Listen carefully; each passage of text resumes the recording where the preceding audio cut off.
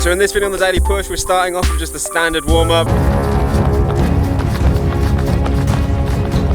We're out here in the streets, just trying to stack some clips. We're gonna go skate some street later on as well. And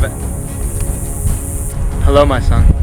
I heard you're looking to add some spice to your warm-up, and I've brought something for you.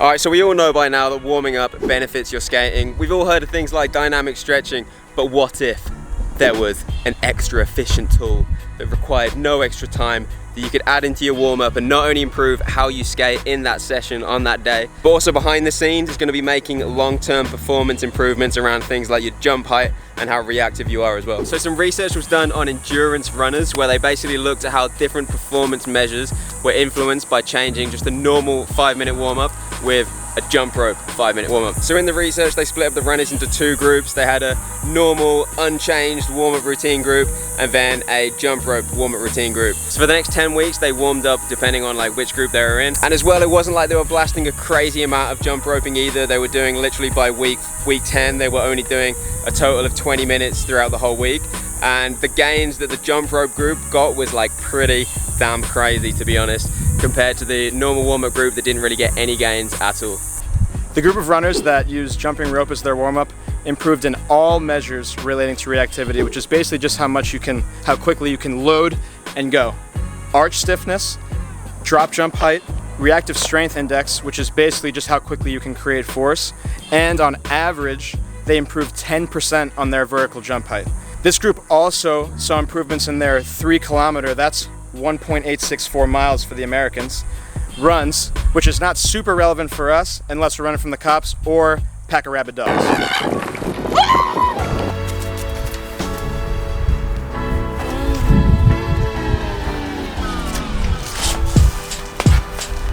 So mate, how we doing? Great, buddy. Alright, so how does this relate to skating? Well, skating is obviously all about jumping and explosive movements. And this research basically shows that just with a small amount of jump roping per week, you can have a big influence on things related to your jumping and explosivity as well. So that then is potentially going to lead to gains in how you skate, specifically around things like pop and quick-footedness as well. On the other side, the idea is that an activity like jumping rope increases the stiffness, the elasticity, and the bounciness of your foot and your ankle, so your body has to do less work for more power, which means over the course of a session, you're accumulating less muscular fatigue, and you're gonna be able to hop around like a goddamn kangaroo. Now, just because you see a 10% increase in your vertical jump, that does not mean that you're gonna see necessarily a 10% increase in your pop. We've talked about it before. The best way to get better at skateboarding is to actually get out there and skate. If you're implementing this type of movement into your warm-up, go out there and try to actually pop higher, hit higher ledges, and see how that goes. So it is important to mention though that obviously this research was done on runners, so we can't be 100% sure that there is going to be a translation to skating and skaters. But there's a lot of research around just like plyometrics in general, and there's a solid link between that and like increasing jump height and all these things that have been shown in... Mate! Fucking hell, mate! It's fucking CIA out there, dude. Dickhead, mate. But there is a lot of research around like plyometrics and how they increase all of these different aspects that were shown in this research. So we can be pretty sure that there are going to be some like similar gains for skaters. And alongside that as well, you're doing like similar movements that you're going to find when you're actually skating. So it's going to be a nice little primer for your skating.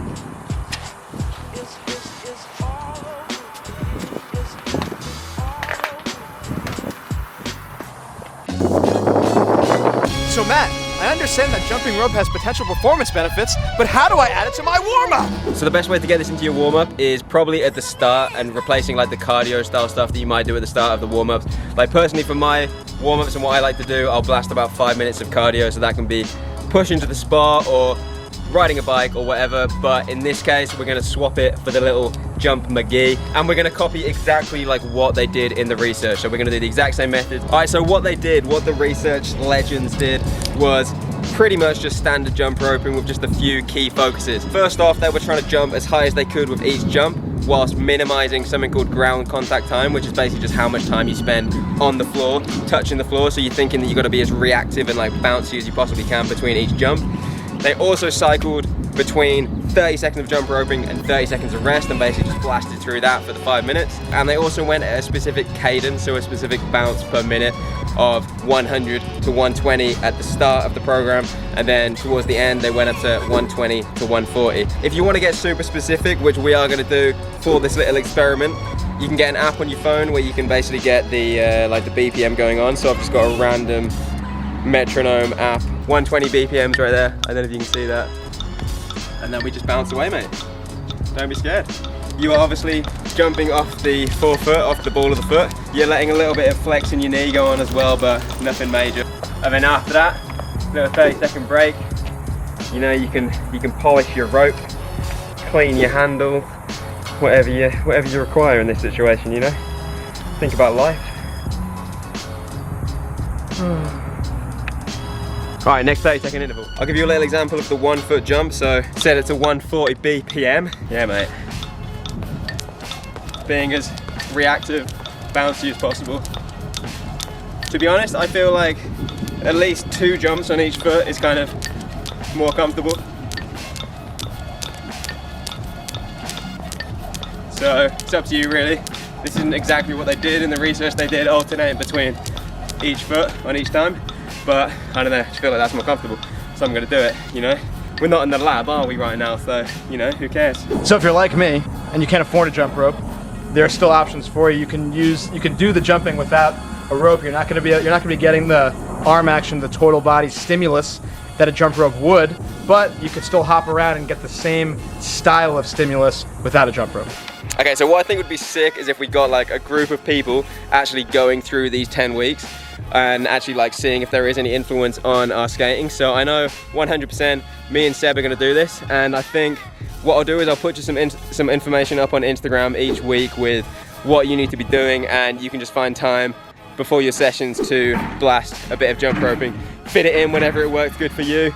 And yeah, I understand bringing your metronome out to the park, putting it down and bouncing in time with that might feel a little strange. So if you're not, if you don't have the confidence yet to get your metronome out in front of the boys, then what you could do is you could always just like practice the frequency, the cadence at home first, and then when you actually just go out to the spot, just bring your jump rope and just try and like match that cadence when you're out of the spot. That is pretty much it for this video. You're gonna see this fellow gentleman a lot more on these videos. He is now officially part of the team. We're gonna do a proper little like introduction of like the new crew that is actually on the team now. But you've had a little preview. This is what we got. This is what we're working with. Let me know in the comments if you think I should keep him on or if you think I should just fire him. Let us know in the comments. So make sure you subscribe for regular content that's going to improve how you skate and how you feel when you skate. And that's it for this one.